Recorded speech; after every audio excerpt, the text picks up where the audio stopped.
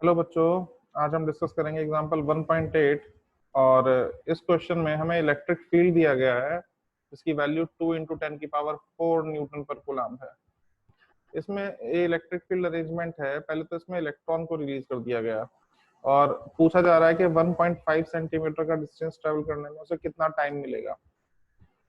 अच्छा, फिर उसी इलेक्ट्रिक फील्ड को रिवर्स कर दिया गया और इलेक्ट्रॉन की जगह इस बार प्रोटॉन को रिलीज किया गया और उसको कितना टाइम लगेगा ट्रैवल करने में 1.5 सेंटीमीटर, ये पूछा गया। तो सबसे पहले तो टाइम के लिए फॉर्मूला क्या होता है वो समझ लेते हैं। उससे पहले एक और चीज मैं आपको बता दूं कि जब भी हम किसी चार्ज पार्टिकल को इलेक्ट्रिक फील्ड में रखते हैं तो उस पर फोर्स लगती है और उस फोर्स का फॉर्मूला होता है F = QE। ये आप समझ लीजिए। प्रॉपरली इसको लिखूं तो वेक्टर साइन के साथ लिखना पड़ेगा और यहाँ चार्ज पॉजिटिव नेगेटिव कुछ भी हो सकता है। अगर चार्ज पॉजिटिव है दो कंडीशन बन जाएंगी। ये फॉर्मूला F = +QE भी हो सकता है और पॉजिटिव चार्ज। अच्छा, और यही फॉर्मूला F = -QE भी हो सकता है फॉर नेगेटिव चार्ज। अब ये नेगेटिव पॉजिटिव क्या बता रहे हैं ये समझ लीजिए। यहाँ ये पॉजिटिव नेचर का जो साइन है ये बता रहा है कि इलेक्ट्रिक फोर्स और इलेक्ट्रिक फील्ड दोनों पैरेलल हैं, सेम डायरेक्शन में है। पॉजिटिव साइन ये बता रहा है। और यहाँ नेगेटिव साइन ये बता रहा है कि इलेक्ट्रिक फोर्स और ये इलेक्ट्रिक फील्ड एक दूसरे के ऑपोजिट डायरेक्शन में है, एंटी पैरेलल है। अच्छा, तो ध्यान देने वाली बात यह है कि जब भी हम किसी नेगेटिव चार्ज पार्टिकल को इलेक्ट्रिक फील्ड में रखेंगे तो वो फील्ड के ऑपोजिट डायरेक्शन में उस पर फोर्स लगेगी। यहाँ डायग्राम में ध्यान दें तो इलेक्ट्रिक फील्ड पॉजिटिव से नेगेटिव डायरेक्टेड होता है, मतलब ऊपर की तरफ डायरेक्टेड है। तो यहाँ इलेक्ट्रिक फील्ड जो है वो ऊपर की तरफ है, तो फोर्स जो लगेगी इस पे वो नीचे की तरफ लगेगी।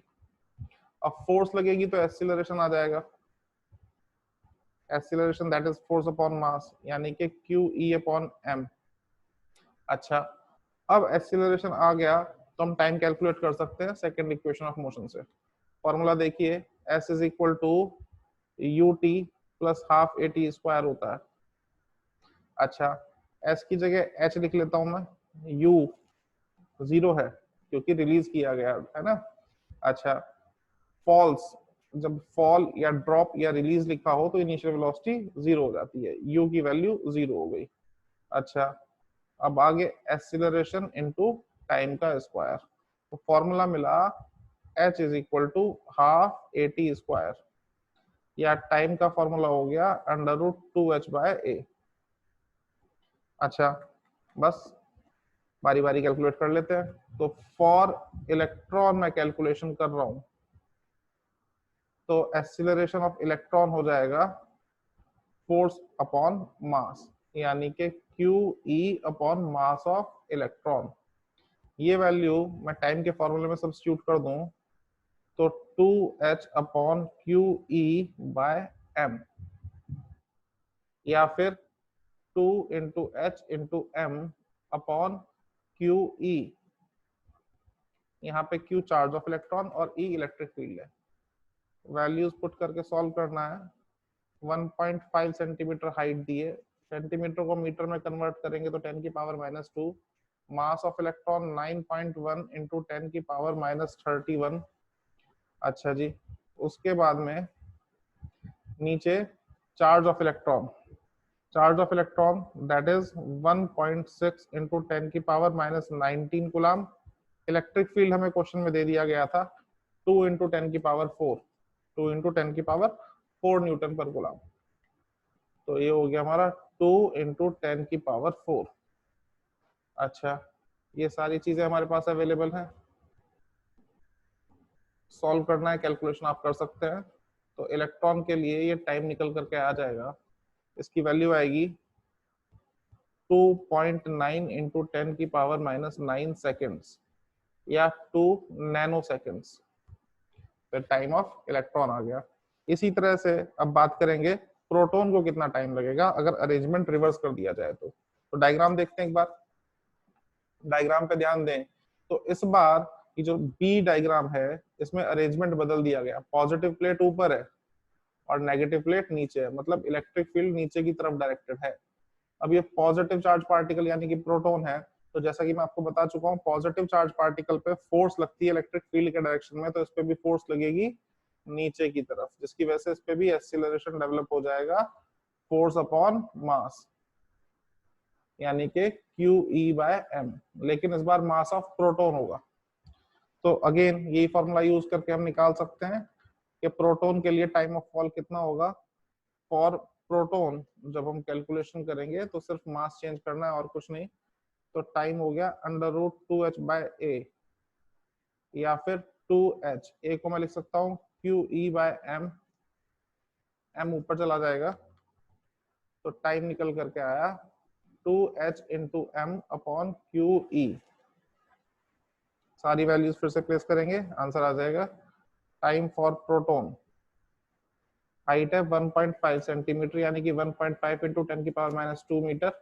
मास ऑफ प्रोटॉन 1.67 × 10⁻27 kg। उसके बाद चार्ज इलेक्ट्रॉन और प्रोटॉन पे सेम ही होता है, तो 1.6 × 10⁻19 कूलम। इलेक्ट्रिक फील्ड 2 × 10⁴ न्यूटन पर कूलम। अगेन कैलकुलेशन करनी है और कुछ नहीं करना, आंसर आ जाएगा।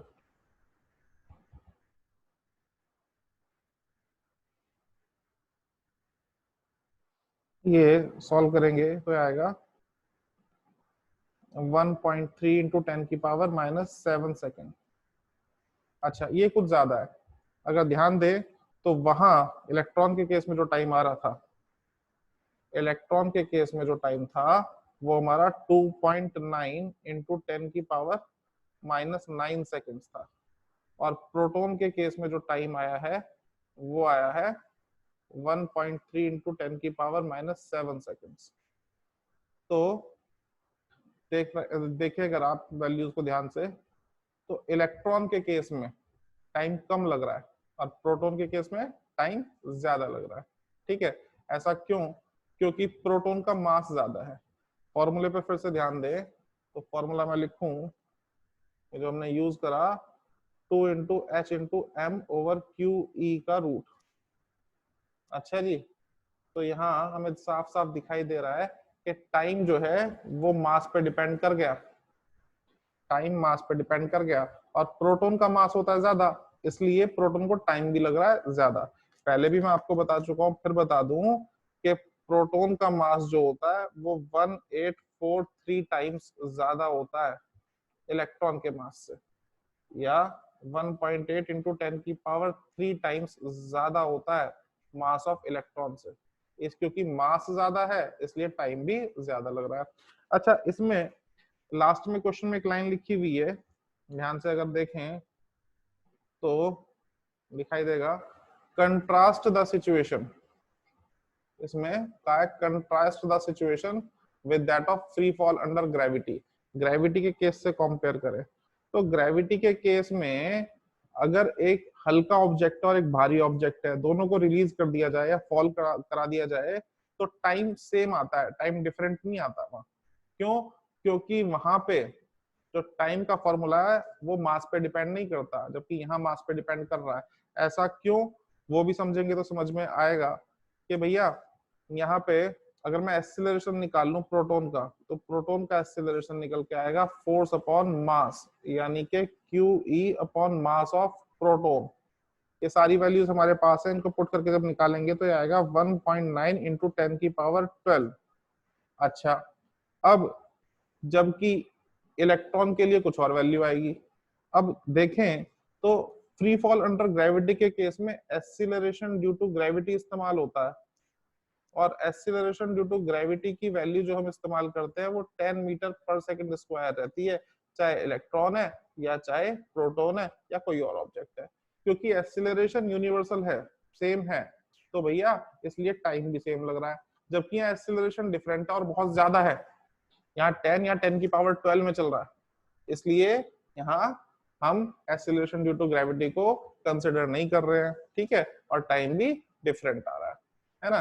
That is all about this question. I hope आपको समझ में आया होगा। अगर समझ में आ रहा है और मेरे एक्सप्लेनेशन से आपको कोई फायदा हो रहा है तो प्लीज वीडियो को लाइक, शेयर और सब्सक्राइब कर दीजिए। Thank you very much.